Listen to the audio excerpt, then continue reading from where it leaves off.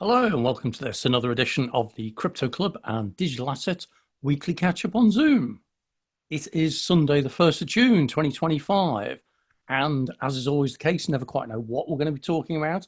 It was the Bitcoin 2025 conference in Las Vegas last week. Maybe we'll discuss some of the things that came up from that, such as stablecoins. Each week we end up talking about whatever the audience wants to talk about. Typically, though, we'll explore things like blockchain, whether it's layer one, layer two solutions, DeFi, NFTs, ICOs, STOs, all sorts of three-letter acronyms, really.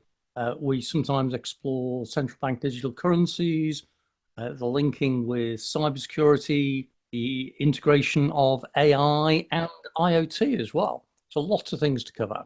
We hold these sessions every Sunday evening, 7 p.m. till 8 p.m. UK time, and everyone's welcome, novices and experts alike. With that, let's see who's going to come and join us today. Good morning, Gary, or good evening, Gary. Good morning to you, Stuart, and good afternoon, Annie. Hello.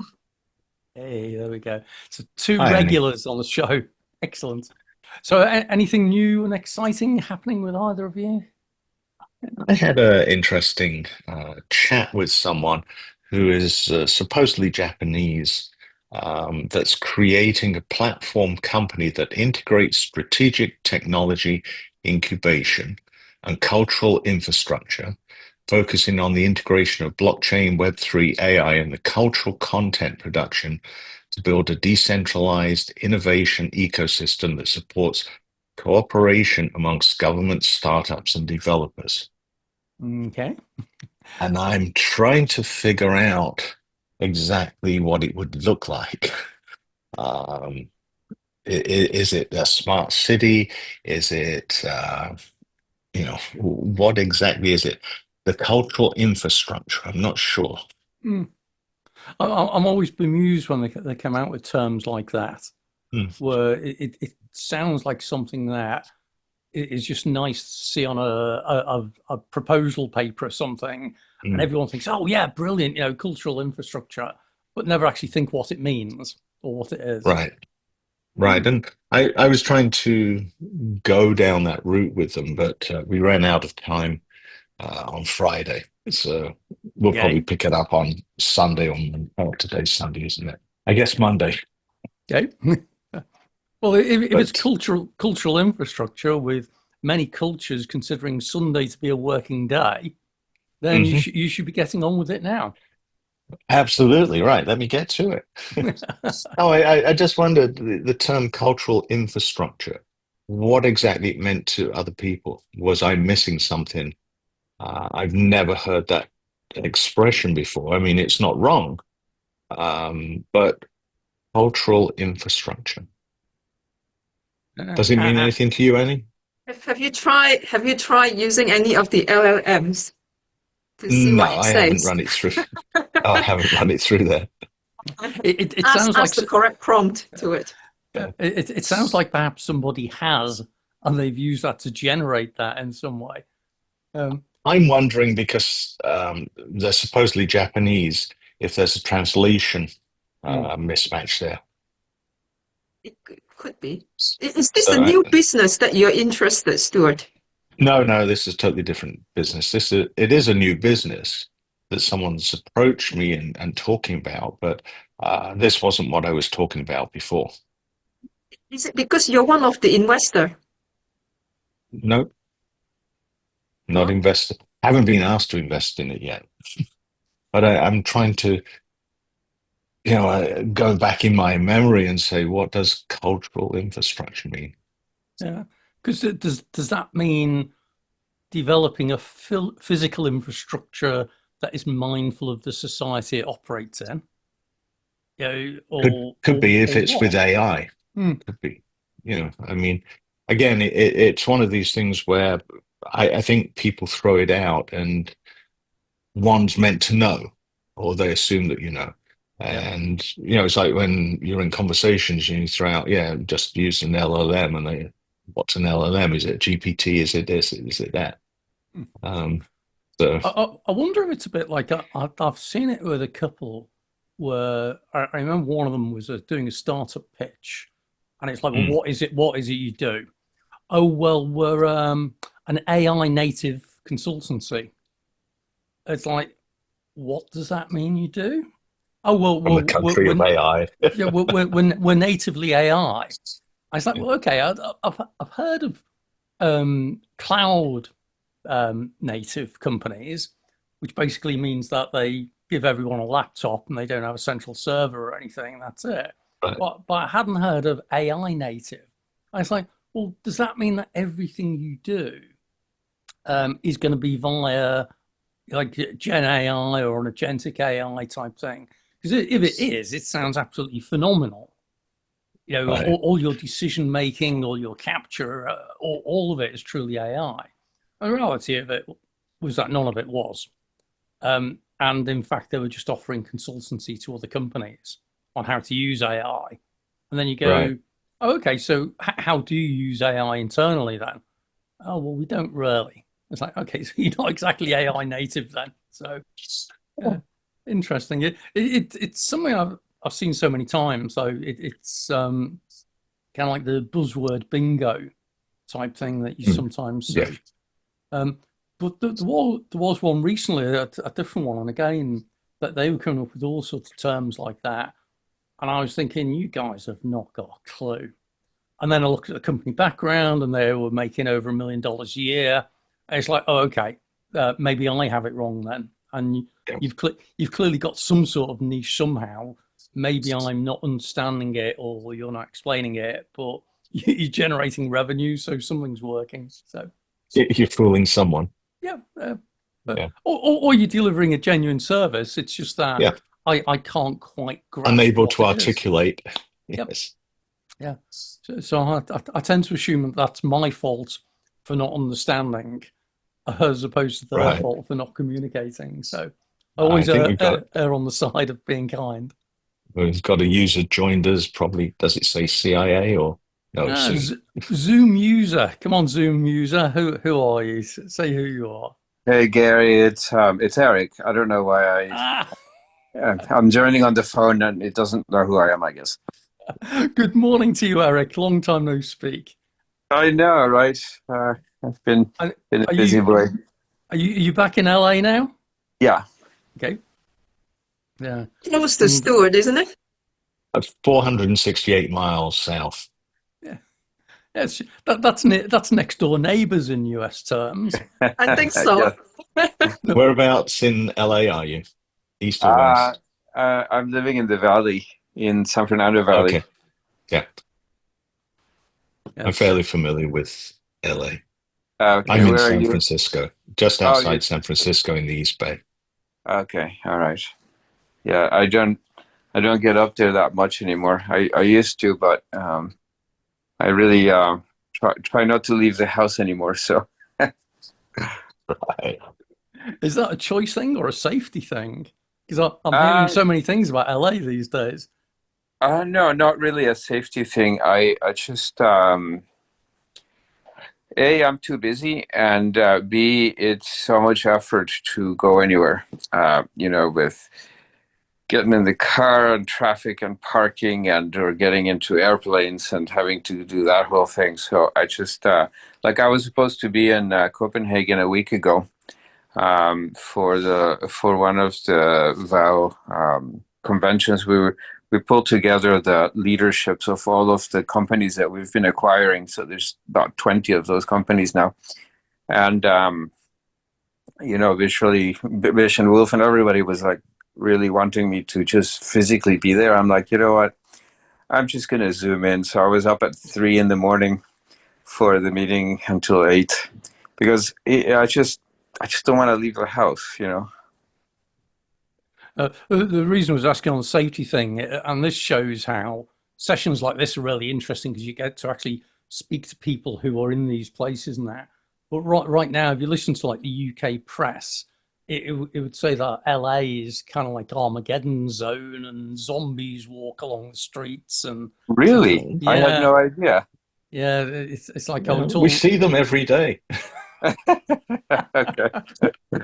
Well, well, if we read the press about London, people are having their phones snatched just before they're stabbed.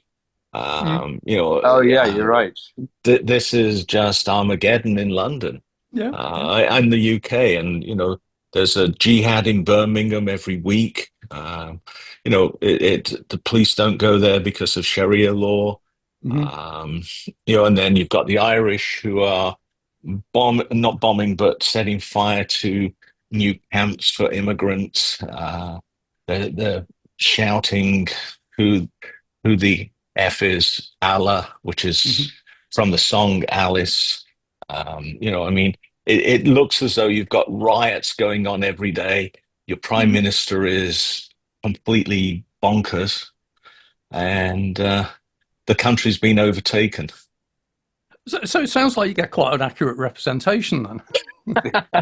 Yeah, there are elements of that where it's clearly true, and clearly some exaggeration as well. There is a lot of mobile phone theft. That's certainly true in London. You do have to be careful if you're walking along. You will sometimes be on a call and a cyclist will grab the phone and disappear off. There is genuinely a lot of that.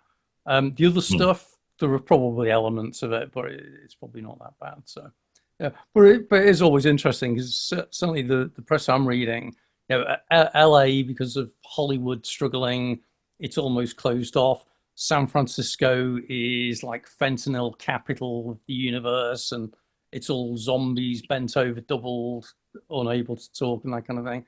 But then equally, I see some of the stuff that's put about the UK and how there's all sorts of tent cities around Marble Arch and this kind of thing, which is actually true. But bizarrely enough, there's a lot of stuff. So, yeah, I think it shows how we have to be careful about what we hear and what we read about and that kind of thing as to what the reality is. So, yeah. Going back to crypto then. So, anyone hearing anything new? I posted something earlier that it was the Bitcoin 2025 conference in Las Vegas last week, and I think a few people went to that. And the thing I was curious about there was that you normally expect it to be all like Bitcoin maxis talking about Bitcoins, the past, the present, and the future, and that. But I believe there are a number of people talking about stable coins, which, given that's not quite what Bitcoin's about, I thought was interesting. But I don't know if anyone heard anything differently or similar. Well, I think Go most ahead. everyone that I know was there, and they were like, "Oh, are you here?" I'm like, "No, I'm not." Las Vegas isn't that far from me, but I didn't go. But I think stablecoins are an integral part of the Bitcoin story, right? Because a lot of the rise in price has been as a function of Tether's capacity to mint and then use it to buy Bitcoin. So it's and I mean it's honestly a dual coin approach where you have an asset that has the capacity to rise and you have a currency that doesn't shift in value is really the right solution for money, right? So Bitcoin can never really, until it stabilizes in its value, it can't really be a good medium of exchange because of the pizza problem. So stablecoins play that role. I'm going to challenge you on something you just said, that it stays the same value. Any stable coin that's tied to a fiat currency is going to deflate. Absolutely, Zero. but its value remains stable Against from the US dollar. Yes, And it remains this is an stable. American problem. Exactly. The world is not always US dollar. Yeah, I mean, so to be more precise, what I mean is that it remains stable relative to the unit of account, right? So if in the US the To unit the of account is the basket it's dollar and using, that is yes. having volatility Yeah. problems, well, that's a different story. That's not a stablecoin problem. Right. No, I'd agree with that. But there's too many people come out and say stablecoin, and they think that it's going to have a value that's going to be level for the rest of eternity, and it isn't, because dollars going down. that's just a natural progression of fiat currency. So I know we're going to get Anthony joining in on this one in a Yeah, moment. I'm He's sure he joined is. us, and he Hi, loves that. Anthony. But yeah, but in effect, if I'm reading that what we're saying is that we're all agreed that stable coins are indeed staying stable against the asset against the held against. So They're Pegged stable against. against the unit of account yeah, that the user thinks in, right? So Americans don't think in euro terms. If you say, 20 euro, they don't really know what that means, but they know Mhm. exactly what $20 means. So as long as your Correct. stable coin is pegged to that, you're fine. yeah. So Right. that kind of ties in with what you were saying about the pizza challenge kind of thing. That it might be worth $20, but it's going to cost you $100 to buy a pizza, type thing. Well, So Yeah, I'll I mean, also if you have an asset, if your currency is shifting greatly against the unit of account, then you have a problem where you don't want to spend it because the expectation is it will go up, Mhm. or you want to get rid of it as soon as possible, like it's happened in the Argentine for a long time, because it will devalue, right? And then the problem then is the reverse. The merchants don't want to take it because they know it'll go value, so they have to pump up prices in advance in the expectation of the loss of value. So that's a mess. yeah, this is Gresham's law. Good money chases out bad money. Yep. So they hang on to the good stuff and use the crap stuff. Exactly. They just stockpile it. There's also this lovely comment from the Bank of England. Gary was absolutely right. I can't resist saying a few things. The lovely comment they had from a Bank of England executive, Chatham House Rules, was the only people that think stable coins are stable are the CEOs who are pushing the stable coins, which I always love. Yes. there is an element of validity to that, I think. Probably so, especially Yeah. because the Bank of England is trying to issue their own version now of central bank digital currencies of some description, Yeah. along with the world, along with the I, Europeans. I guess each central bank's trying to issue its own stable coin. It's called its national currency. Well, exactly that, yeah. and don't forget they had a effectively a monopoly on creating M1 M2 money supply, and basically most of our money supply is created on mortgages. About 58% in the UK is created by mortgage origination and effectively the banks just printing it up according to whatever loose rules the central banks set them, reserve asset ratios, et cetera, et cetera. So most of our money is in fact doesn't truly exist. It's created for the mortgages, and then when the mortgages are paid back, it's extinguished. So it does have a path by which it is removed from the marketplace. So there is this aspect of supply and demand, and the supply is actually controlled to a degree. But we now have a boom in credit creation, and so it's got a little out of control. And I always think the lovely model I always had is when I went down to get my car serviced at one point, they offered me 2 years financing for the labor that they did on the car. Wow. And they said, well, you can Shouldn't take this drive credit expensive cars, Anthony. Well, I certainly don't, I can assure you. It's a fixer-upper, that one. But when we went in there, and I was astounded. And the reason is at all levels in our economies, is the credit creation has a greater value than the cash you pay. And so you can leverage it. So it's not the fact that, here's the scary story. When you did those mortgages, and you signed them across, and you slid them across to the bank manager, and the bank manager was smiling. There was a good reason he was smiling. All right, the banks were making somewhere between 3 and 24 times, well, actually 8 to 24 times, the face value of that mortgage within 3 days of you signing it, by using the mortgage instrument inside of the derivative system, inside reserve asset ratios. They were creating money out of it. So there's a good reason why the bank manager was smiling. And this is always the big argument about when you have a centrally controlled monetary system, which is where we are with our Bank of England, where BIS has certainly screwed the pooch, as they say, I would suggest, in terms of their behaviors, in all our reserve banks, all our central banks offering, effectively working the same rule book for the last, since we came off the gold standard. And the problem with that one is you end up with a buildup of systemic endemic risk, too much debt carried across too broad of the system. And this time the IMF can't bail out the hotspots. The country that's gone bust. UK took IMF money before. Argentina's taken IMF money. Currently, I think has got another IMF loan. But the problem is if they all have the same problem at the same time, there's no way in hell that there's ever going to be enough IMF money to bail them out. And particularly when you're looking at that 37 trillion that sits on the U.S. books. Now, this is where the conversation, I would argue, because Gary did say that we're talking about stablecoins on this one. So I'm gonna put something out there, which would be great fun. So if you look at what's happening in the U.S. with that Genius Act that's going through, and it's likely to get through. It's got a couple of pushbacks, but it's likely to get through. You know, it's really is an epic battle between the new banking system and the old banking system.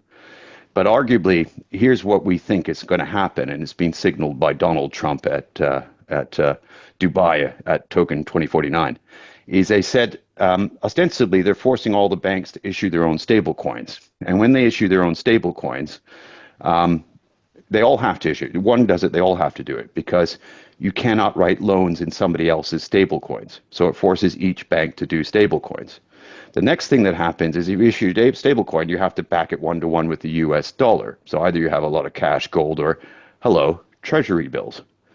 All right, so it forces all the banks to now buy a lot of treasury bills, which forces down the interest rates, which lowers the inflation and diminishes the US debt. Now, the next step gets even more interesting. What we think is going to happen next is Trump's going to turn around and said, with all those eye-watering tariffs he's putting on everybody, if you pay your tariffs in USD stable coins from USD banks, which are buying USD treasuries, then we're going to reduce or remove your tariffs. So now again, it forces everybody around the world, if they want to trade with America. America consumes 25% of all products worldwide. If you want to trade with us, you're going to have to use our USD to get your tariff reduction. And it then forces everyone again to buy those T-bills. End result, by his midterms, we think he can reduce his national debt, maybe 4 trillion, maybe more, 4 to 8 trillion out of 36, 37. In which case he'll do a landslide at the midterms, and he'll get his supermajority. And then he can get the rest of his agenda through because there's nobody now to argue with him. And so it's a really interesting, we live in interesting times. Some Chinese man cursed us. This That's what's happening. is perfectly in line with the direction that was taken upon his first term. Yeah. Right. And which continued all throughout the Biden period, which was a policy of tightening. And traditionally, everyone has always thought that tightening is directly related to inflation. But in this case, it's not. And I think that most people have really failed to understand that fact. The tightening is more directly related to a war on the euro-dollar markets. Mm-hmm. And the stable coins are kind of the final nail in that coffin, right? Because once they take control, once the issuance of the dollar via the new mechanism, which is the stable coin, is done in a completely centralized fashion, euro dollars are now blown out of the water. Of course. And that means that's the big argument with liquidity in Europe. Yeah, exactly. That means that Europe has now to come to the US to buy its dollars, and we can charge any premium that we like. That was the sort of side effect, or really the intended effect of having destroyed LIBOR, right? Yeah. Because we didn't have monetary sovereignty, because the London banks could always backwash through those mechanisms, and Trump got that. And this is also the big, the sort of desperate hope of the European Union putting Mark Carney into Canada, is because they're hoping to sort of monetize, and you see the monetization going on right now, like in Japan, for example, right? Like no one's showing up for the auctions at the 40 years anymore. So what happens? The Bank of Japan has to monetize, right? And then we're all moving in that direction. So I think you're right on. I'm very interested to know your perspective, because it's not a widely known perspective. Yes, well, we'd like to. The lovely line. I'm going to give Gary a lovely line because I know he's going to put a summary on this later. Is Americans are dropping a monetary nuclear bomb over the financial capitals of the other cities, and most of the people in those capital cities have no idea that the plane's en route. That's where it is right now. That is where it's at, and we're staggered. So we're taking initiatives here with industry in London to come up with a better version of things. So we have a 1-for-1 redemption against real estate. I'm not going to do a party political thing here. So we've been looking at that stablecoin environment. We're looking at the dollarization of global property, which is just how you denominate it. We still have to do the 1-to-1 with USD, but it's 1-for-1 redemption in the title of real estate in the cities in which it operates. And so by this mechanism, the sovereign nation state can still maintain control of its monetary policy. So this is we've actually had to step up to the UK government, and we've created something I'll announce here for the first time, the Prudential Property Authority. And it's designed to have the same powers as the FCA and the Prudential PRA. And it's designed to operate solely in the area of real estate property, digital real estate, and it sets the rules by which the financial institutions can work within that environment. And it's designed specifically to move very, very quickly and basically act as a counter to USD stablecoins. And so it doesn't force everybody to necessarily take the USD stablecoin and therefore take the USD monetary policy, which is a real risk for a lot of countries. But I guess your other thing as well, going back to where you were starting on some of that, Anthony, about the whole thing about you were suggesting an unusual thing. You were saying that it would increase the demand of US treasuries, which would put the interest rates down. But if that was actually the case, would that not simply then provide an opportunity for the US government to do a massive refinancing of its debt? It is. That's effectively what's happening. Yeah. That by this mechanism, this is what's happening. Because I think most people would agree, commentators looking in, is that America doesn't have the choice to not do anything. This time around, they have to do something. And even those who are rabid fans of the Biden administration and Democrats have reluctantly agreed that this is the only way they're going to dig themselves out of a very big hole.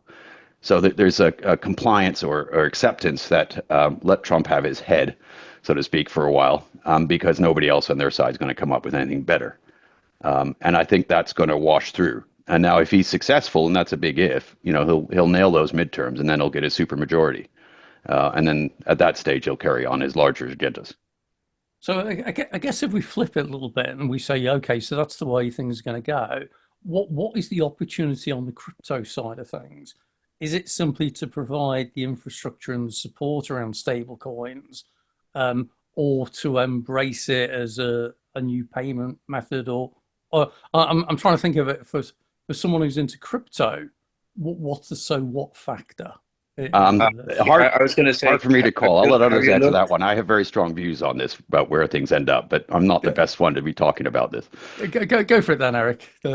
I was just going to make a quick introduction. Have you seen the relationship between real interest rates and the price of gold? Yes. That answers your question. Yeah, it's a good response. Yeah, I like that. Yeah, exactly that. You can see where gold is going, definitely. Yeah, and therefore Bitcoin. And Bitcoin. But don't forget, I mean, I'm going to be a devil's advocate here. And I know the Bitcoin absolutists get upset when I say these things. I believe Bitcoin has a place, but it is ultimately still an extrinsic value asset. And I would argue for the crypto guys who built the industry and are looking at digital assets and where they go and stablecoins, everything else that goes with it. Still, the most interesting and the most exciting interface is what comes after Bitcoin, which is where you have real world assets, provided you can get the legal profiling right, all of a sudden become moving as fast as a Bitcoin is. Then that's the most interesting place. Is that crossover between RWA and digital assets. Now, for me looking in, and I'm going to be, again, stirring it up, and there'll be some Bitcoin absolutist out there will be sending me rude emails after this. I love what the Bitcoin guys have done, but it's just a trial period.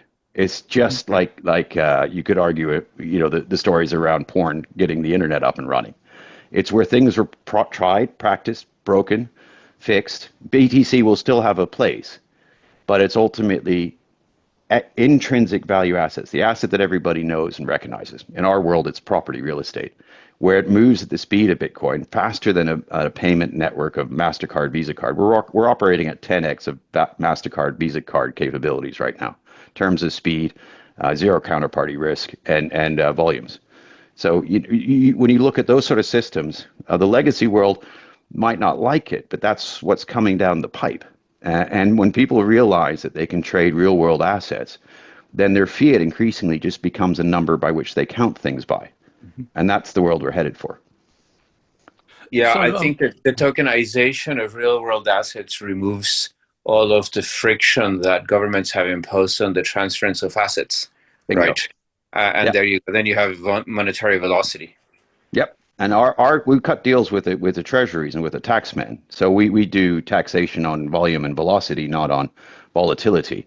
So if you've got a more efficient payment mechanism, instead of paying the guys who run the payment networks, you're just paying the treasury to do the same thing.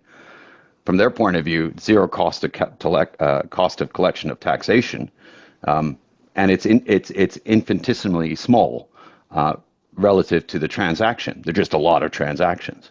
And now all of a sudden you're going down this path of consumption taxation and a few other things like that. And if you bake it into the system, everybody gets what they want out of it without increasing the costs, actually reducing the costs. So throwing in sorry, I was going to quickly ask then, can I throw in what I describe as an Annie question, which is that if you've got that transaction flexibility, you've got the removal of the friction, you've got complete openness, haven't you kind of accidentally ended up with a decentralized capability, whilst intending it to be the other way around? Without sounding like a libertarian, yes, exactly. Right. That is the intention. We want the nation states to compete with each other. We don't want hegemony in our monetary policy system, because that usually ends up badly for the public. So from our point of view, we want everybody's money to blossom because they run their cities well, they run their cities well, they run their nation states well, and the nation states who run themselves best and produce the greatest value to its public is the ones that we want to see ultimately succeed in what we're trying to do at the macro level. Now, we'll freely admit it might take us 20 or 30 years, but we're on that path. We've created a fully decentralized system that the nation states the nation states locally have ability to control, because it's about local, in our model, local real estate. I don't want to go too far into this, but there's a stable coin aspect that we've created on the back of that. That's what I mentioned earlier, the one-to-one redemption for legal title of real estate. And that's where we think things are going right now. And that's what we built for. And that's what we think is the post BTC world. But what Eric, you've just outlined is the change that is happening in the world, right? It's a shift in mentality from a ruling elite that wanted to essentially destroy value in the world and eliminate population, to one that now wants to do the opposite. Yeah. And the public, we're Adam Smith guys. We're sort of macroeconomists on a lot of this stuff. So we believe that the wealth of a nation is its people making a lot of good decisions and occasionally bad ones. And we think people should have the choice as to what they do with their money, how they spend it, where it's spent, and to whose economic advantage. And not just to, in our current world, if we carry on the path, then the economic advantage of all our transactions will only go to a precious few, and everybody else will be told to live in 15-minute cities. So, we have to be careful about this, but thankfully, we have Trump, good, bad, or indifferent. He might drive a lot of people crazy, but some of the fundamental reforms that he's doing in law by his actions now, provided he can maintain the course and speed, will help to protect the public on a longer run. We have to make sure that a few don't benefit from that process, and he maintains that broader appeal to the broader public. And I think he's going down that path, but we'll all wait and see. But if you can get that decentralized money, is ultimately what we're looking on, then that becomes very interesting for everybody. Yeah, I think my view is that, for anti-Trumpers, is that the alternative trajectory was very clear. Yes, I call it an extinction level event, but there you go. Yeah, exactly. We were headed towards death. And so anything he does, I don't need, like, people, obviously criticize a lot of what he does, and I'm not even some of it seems like the wrong thing to do, but I also understand that he's working under incredibly difficult constraints, and at least part of his strategy is obfuscation and confusion, right? So if you're going to rule amongst your enemies, the best thing to do is to waste your energy by having them run from pillar to post, chasing. Divide and conquer. Yeah, exactly. Stop them from that's what he's organizing doing. themselves. Yeah, yeah. I Yeah. mean, I'm a Canadian, so he wants to turn us into the 51st state. So I should You definitely. will be Hey, look, the first it's not state, a bad deal, no right? doubt. I mean, you guys really should consider that. No, no, no. Unfortunately, because I'm vaguely numerate, as Trump says, we don't have the cards. After Trudeau had destroyed the country and That's its right. identity and its economy, there wasn't much left to fight with. So, at the moment, Alberta is very likely to succeed because Ottawa can't offer them anything they want. That's right. Ottawa just wants to take, right? Because all of the exports, all the revenue is coming through through Alberta. And any kind of tariffs or taxation goes to Ottawa, not to Alberta. So what's the point, right? And I've looked at the terms that Alberta's asked for from Ottawa, which is exactly the terms that the U.S. has offered them. And they go, well, Ottawa will never take that because that's sort of 20% of their revenue down the spout, and they can't win votes with no money. Yeah. So I thought that's why the UK had exported the Bank of England governor back to Canada to Bastards. after this. How could you? Damn you all. Because ultimately we'll want the City of London managing all of this, whether you realise it or not. But he was I'm not sure. he was not pro crypto, I remember when he was Yeah. the guy at the back. Yeah, of but he England. did call one thing at the end of the Jackson Hole forum. They had the BIS or World Forum. I can't remember which one at Jackson Hole. Anyway, his last speech, his second to last speech he gave while he was governor. He said the system will basically collapse. It'll be slowly, and then all at once. So that's in print out there somewhere. So I always like that quote because here he is effectively in the middle of it, if But not make no causing mistake, it in some instances. In some the aspects. US, I was listening to what you were saying, Anthony. But in the US, people think, oh yeah, they're gonna do digital dollar, and that's completely out of question now.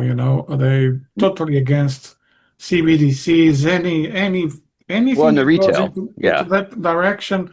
They're not gonna do it. Republicans, they like the dollar. Yeah. It's their currency. They're not going to change that. It's going to be physical currency. Make no mistake. But what they are doing with the Stablecoin Act, what is it called? I forgot the name. Genius Act. Yeah, Genius Act. That's going to kick off a series of tech innovations. Massive.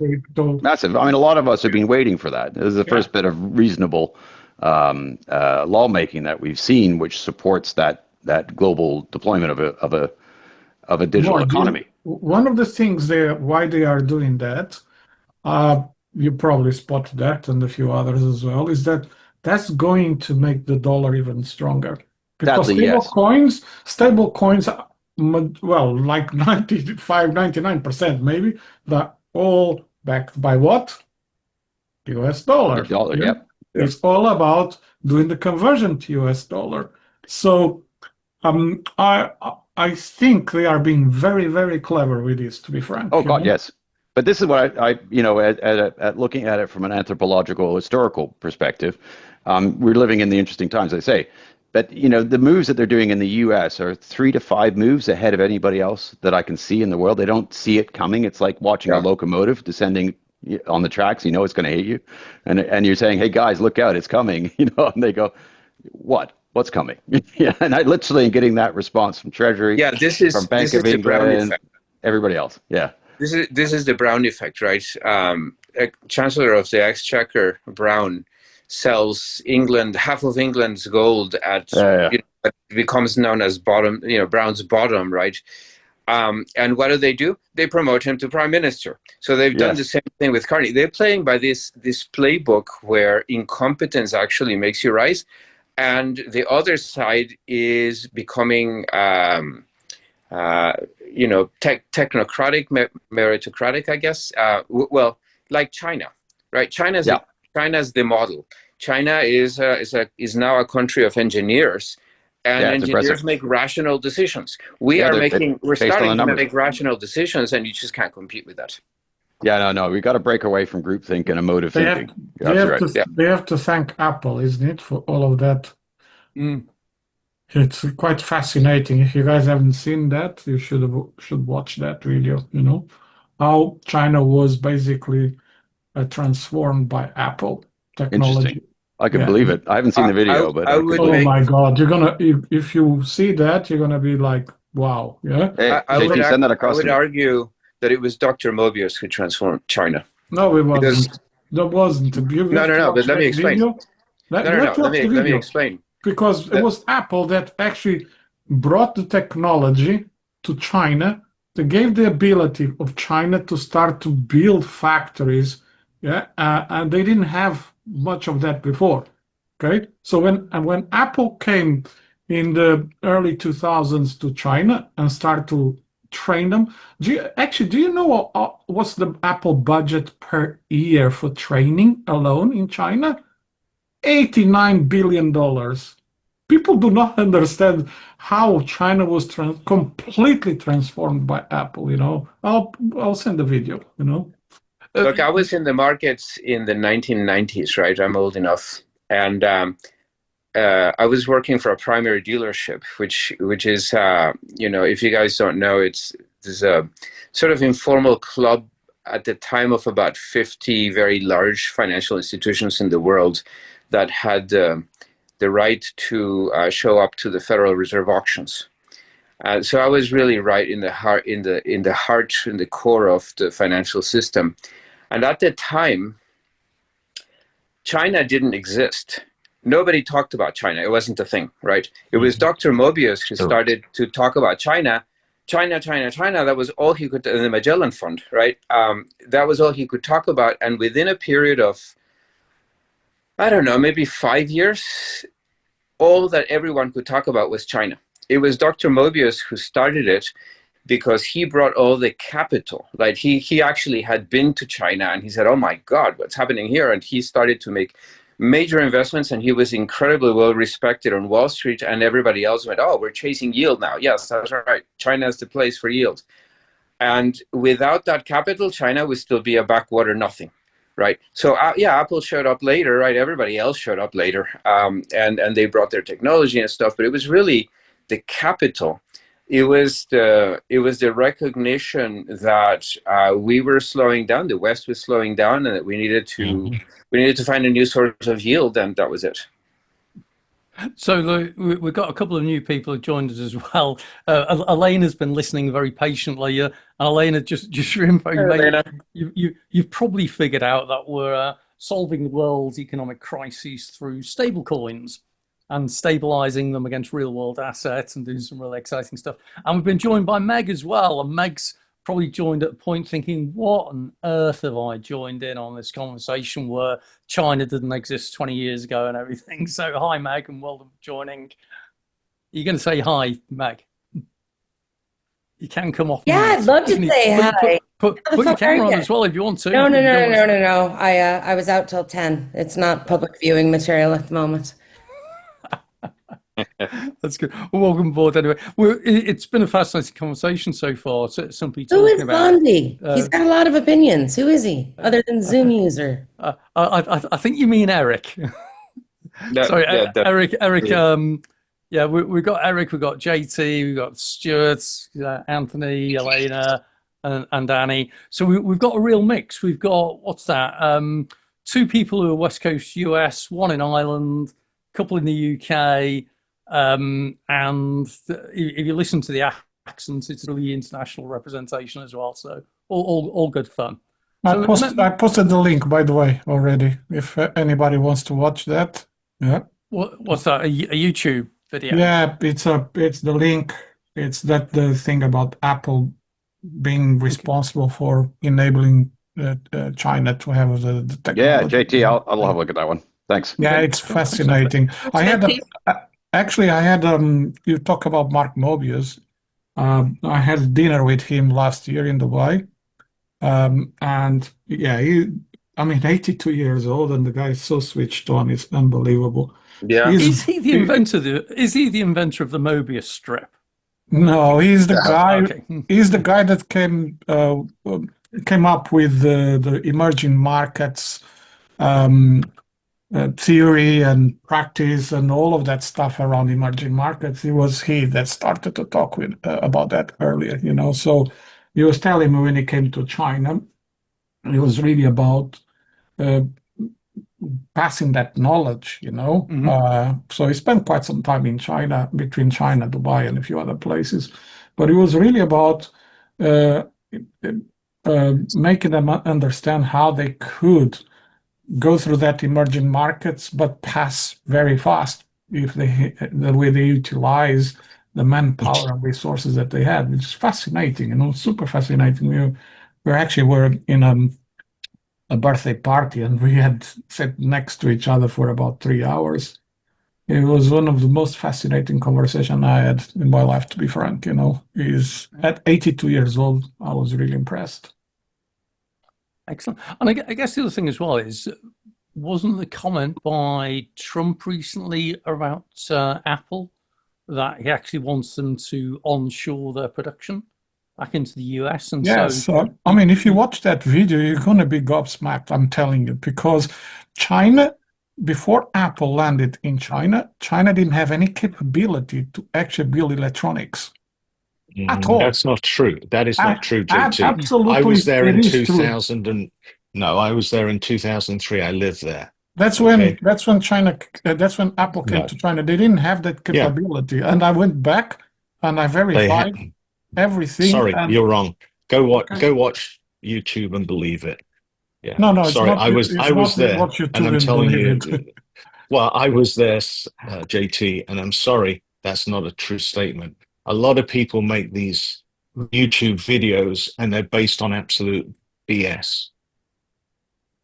I'm sorry about that. Because I was this.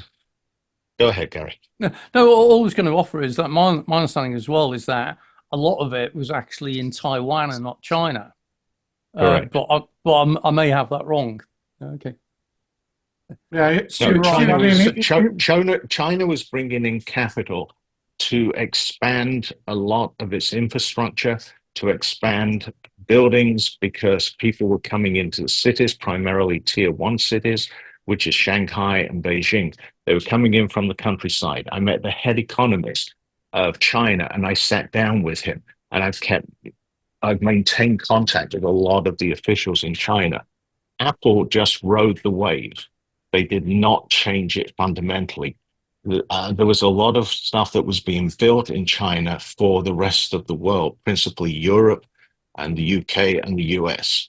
And it became a factory for the US for cheap outsourcing. Okay, so you have to basically look at Patrick McGee, okay, and the book that he wrote, and then let's have another conversation, because everybody can talk, right, and say their opinion, which is okay. But having action, it doesn't matter if you're there or not. Yeah, if you being there doesn't mean that you have access to the entire economy and the facts and the data. And the facts and the data, especially in economic terms, you see how China was in 2003. Economically, the output is almost non-existent in technology. Yes, they're manufacturing clothes, shoes, that I'm talking about chips, technology, anything related with computing and technology, they almost that was in almost that no was capability. In Taiwan. Okay, no, okay. You're talking about making the chips, yeah. Actually designing and architecting the chips, that's made in Taiwan, but actually the factories manufacturing, having that capability, it was Apple that brought all of that. Okay, so you actually have to read the book or actually watch the video, because he's being interviewed by Jon Stewart, where telling people exactly pieces of the book that nobody knew about this. And it's fascinating. When I look back, and I did a lot of research because I don't, I like really to understand these things. I found it fascinating. Actually, Apple enabled them. When you actually spend $89 billion in a country for training people to work in your factories per year, do you understand what you're doing? You're actually building that country knowledge. It's a lot of money.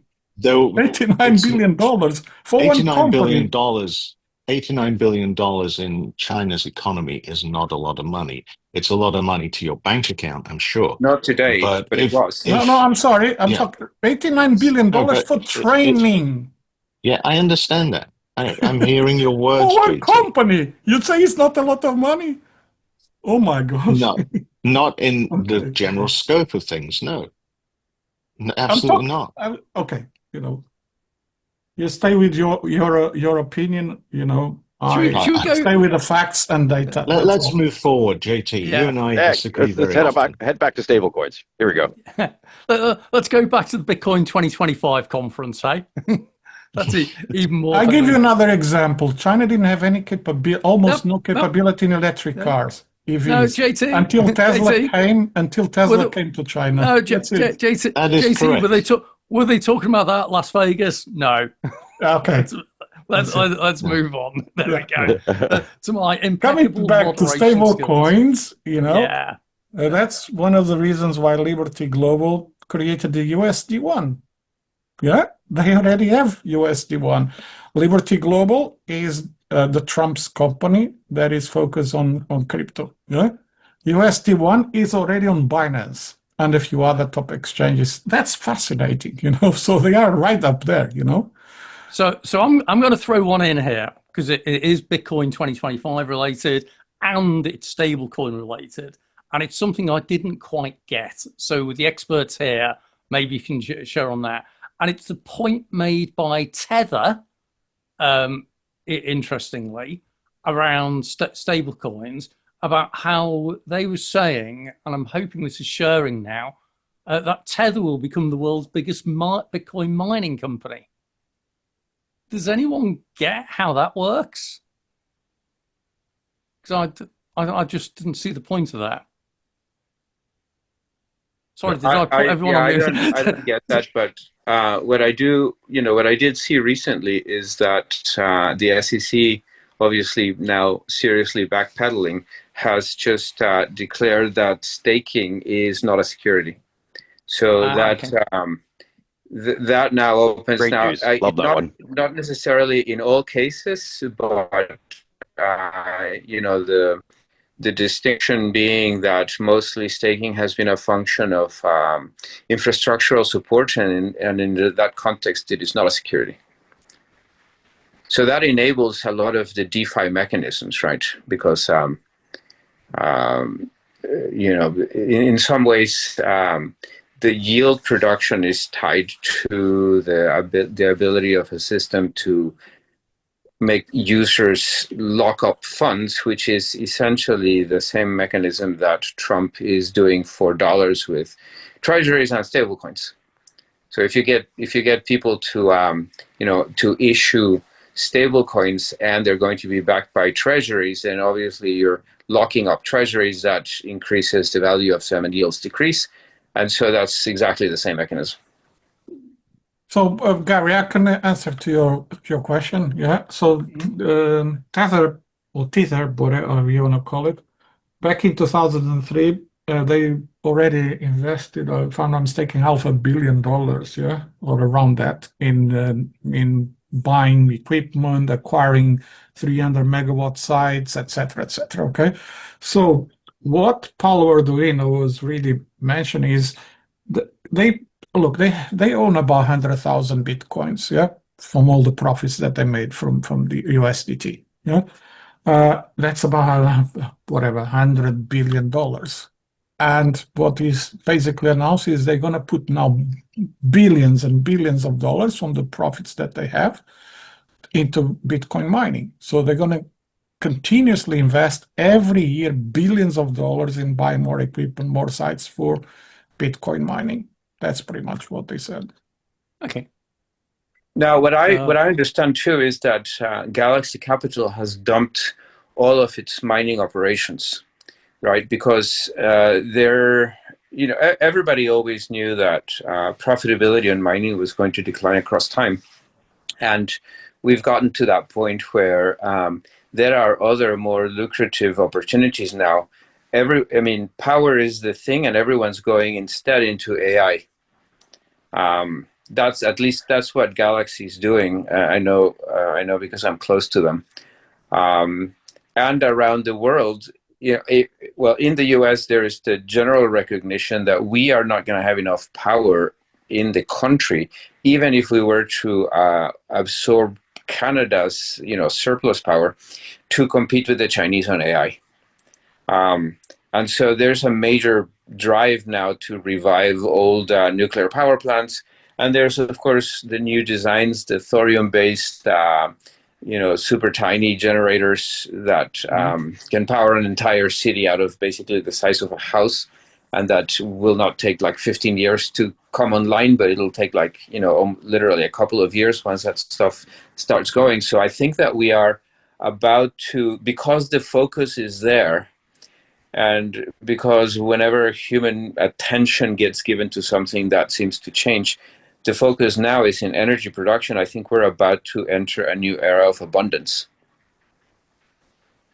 It's interesting though, because I know that I get involved in some stuff in the UK with planning, and we're seeing a massive influx right now with data centers for AI.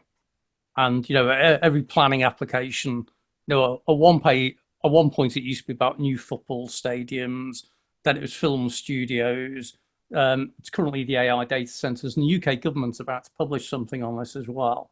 But I think they've missed the boat, because not only I think is that the demand for AI is not going to meet what they're claiming, but exactly as you're saying, Eric, the data centers for AI consume massive amounts of energy and massive amounts of water, and most of them just aren't equipped locally to be able to deal with that. I think Slough in the UK, some of you may be familiar with Slough, that's got some of the main data centers in the UK, and I think they consume something like a third of all the electricity for the region or something. It's on a third. It's a massive problem. I spoke with someone quite close to the NVIDIA CEO not long ago, like 3-4 months ago. And one of the things that they have been talking with governments is to make them understand that everyone is really behind China when it comes to electricity and production, because China by 2030 will have brought online 130 new reactors, okay? Basically atomic energy reactors, yeah? And that's pretty much the transformation that China is looking for not just for people thought it was about EVs and so on, but they predicted all of the stuff going on with AI. And one of the reasons why they also stopped Bitcoin mining is because they knew that it was going to affect a lot of the energy that they needed. Yeah, they were actually quite a big Bitcoin mining. They still are. There's still some illegal operations there, but the combination of Bitcoin mining plus AI is going to be a big problem for Western governments. I don't think we have, unless they start to bring let's not go into conspiracy theories, but 0 point energy and all of the stuff that people say the Americans have hidden, some new technologies, then I think we are in for some big problems with blackouts in the next 5 years, I think. Well, that depends on whether Trump or others fast track the deployment of thorium-based reactors, right? Because those are comparatively super cheap, and they're very highly localized, and they're clean, and they don't melt down, and all that kind of stuff. Yeah. So I think that the drive about fusion reactors. Well, yeah. There is a UK is quite advanced in that, and it's going to take at least Tomawatt? I can't remember. It's going to take at least 7 to 10 years to build them. There is actually another challenge with them, because again, I've been taking an interest in this, that generally, certainly in the UK, and it may differ in other countries, the security aspects around nuclear power stations is at a level above most other things. And in the UK, the nuclear policing is done by quite a specialized police force, and they simply don't have the people. And I know you can train people, blah, blah, blah, but they just don't have the infrastructure to support. You think in the UK, there's fewer than 20 nuclear power stations around the country, and they're generally all in fairly remote places, relatively easily to secure in that. Once you start doing it with these tiny reactor things, that produces a whole new pain points around security. So anyway, look, we're going to have to close it there, unfortunately, as is always the case. we're just getting to the interesting bit. Apologies that not everyone got to speak today, but where else would you get to listen to things, whether it's Trump economics or global economy, real world assets, or bombers coming across the world to wipe out cities from a financial point of view. Just acknowledging Anthony's analogy where he said I'd sum that up at the end, so I am. So thank you everyone for coming along today. As always, very, very different conversation, always good fun. Always nice to hear the different opinions and expressions and that. So have a great day, everyone. Be safe. Thank Thanks, you, Gary. everybody. Always appreciate Thank it. you.